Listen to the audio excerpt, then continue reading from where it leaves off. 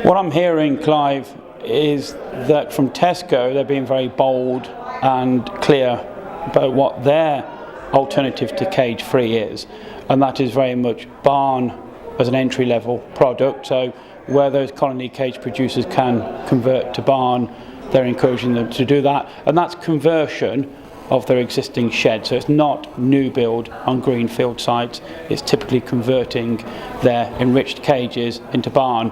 And my understanding in terms of the conversion cost is around about £12–13 a bird.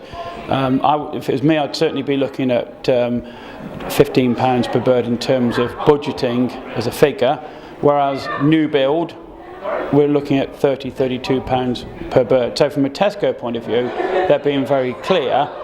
They're saying barn is an alternative, not for all, but for some.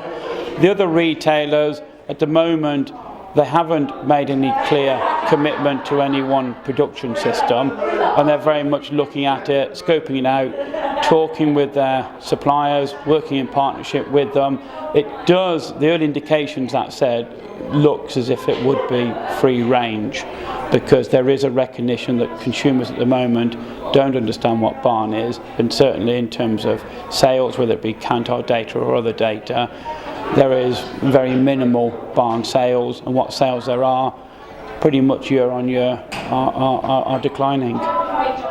Yeah, we've got concern there because, as you say, up until 2012 with the enriched cages, something in the order of £400 million was invested or borrowed, more to the point, by producers to convert their battery cages into enriched cages. Now, most of those loans won't have been paid off, certainly not now, and some of them will still be outstanding by 2025, principally because the margins in colony cage production have been very tight, particularly over the last few years. So those loans wouldn't have been paid off. So what we're calling on the retailers is to recognise that significant investment made on behalf of the industry by individual producers, and respecting that those loans are going to take a number of years before they're cleared and they're paid off.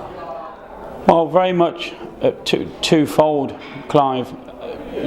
Keep very close to their packers, talk to their packers, their customers, understand what their plans are for colony cage egg going forward, understand what the timelines are, and the second part of it is to look at the alternatives. What would be the typical cost of converting their colony cage unit to barn? How much would it cost? Could they borrow the money? So look at the alternatives, and what are those alternatives to the business? Is it conversion to barn, and what are the assurances that they're being given? What's the length of the contract that they're being given by their packer if they do convert to barn? They may, in some circumstances, be able to convert to free range, but in the majority of cases that's unlikely because there won't be the land area around the building.